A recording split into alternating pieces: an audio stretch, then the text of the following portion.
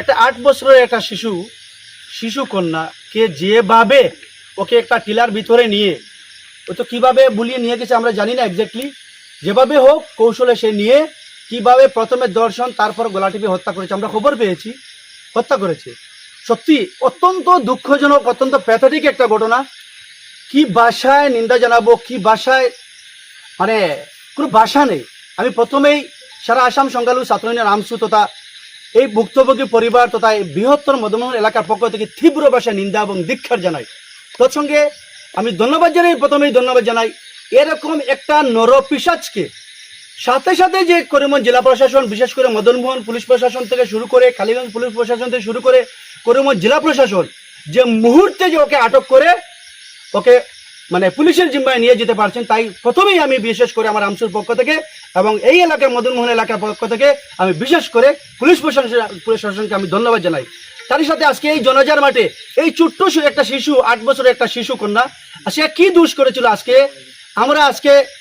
অনেক বিদ্যারা রয়েছেন, সবাইকে ছেড়ে 8 বছরের শিশু আজকে বলে তার প্রাণটা কেড়ে নেওয়া হয়েছে। তার কি দোষ ছিল? সে এখনো তো ভুল করে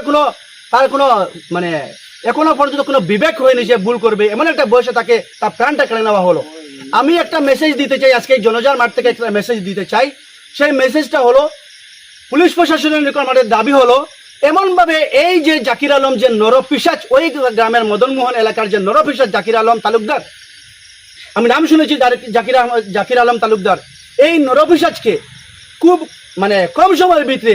এমনভাবে চার্জশিটটা দেওয়া হোক যাতে ও মানে যাবজ্জীবনের সাজাপ্রাপ্ত হয়। নতুবা আমরা আমাদের আসামের মুখ্যমন্ত্রী বিভিন্ন সময় আমরা দেখতে পারি যে ড্রাগস মাফিয়াদের বা বড় বড় যে বাজার কালপিট রয়েছে, অপরাধী রয়েছে, ওদেরকে এনকাউন্টার করা হয়। এরকম যদি জাকির আলম তালুকদারকে যদি এনকাউন্টার বা যাবজ্জীবন যদি কারাদণ্ড যদি দেওয়া হয়, তাহলে আমি মনে করি আনেওয়ালা প্রজন্ম, যে বর্তমান উঠন্তি প্রজন্ম, আর কেউ কোনোদিন এরকম শিশু তো দূরের কথা কোনো মেয়ের দিকে চোখ তুলে তাকাতে পারবে না, এবং মেয়েরা সুন্দর করে যাতায়াত করতে পারবে, স্কুল কলেজে যাতায়াত করতে পারবে, পড়াশোনা সুন্দর করে করতে পারবে, বা তাদের জীবনটা সুপ্রতিষ্ঠিত করতে পারবে। আমি পুলিশ প্রশাসনের নিকট আজকে আবারও দাবি জানাচ্ছি, আজকে আমাদের এডিশনাল এসপি ক্রাইম যিনি রয়েছেন, ওনার সাথে আমরা দীর্ঘ সময় আলোচনা হয়েছে। উনি অত্যন্ত সুন্দরভাবে আমাদেরকে আশ্বস্ত করা, মানে এই মদনমোহন এলাকার মানুষকে আশ্বস্ত করা, আমাদেরকে উনি আশ্বস্ত করেছেন যে কোনো অবস্থায় তাকে ছাড় দেওয়া হবে না, যতটুকু তার শাস্তি দেওয়ার প্রয়োজন আইনের গণ্ডির ভিতরে থেকে আইনে তার যতটুকু শাস্তি রয়েছে, এরকম রেপ করলে বা এরকম রেপ করার পর, ধর্ষণ করার পর, মানে গলা টিপে হত্যা করার পর যতটুকু শাস্তি রয়েছে আইনের সর্বোচ্চতম শাস্তি দেওয়ার আমাদেরকে কথা দিয়েছেন, শাস্তি দেবেন। তাই আমরা আবারও পুলিশ প্রশাসনকে ধন্যবাদ জানাই এবং আরেকটা দাবি জানাই, বিশেষ করে আমি আবারও পুনরায় একটা দাবি জানাই। সেই দাবিটা হলো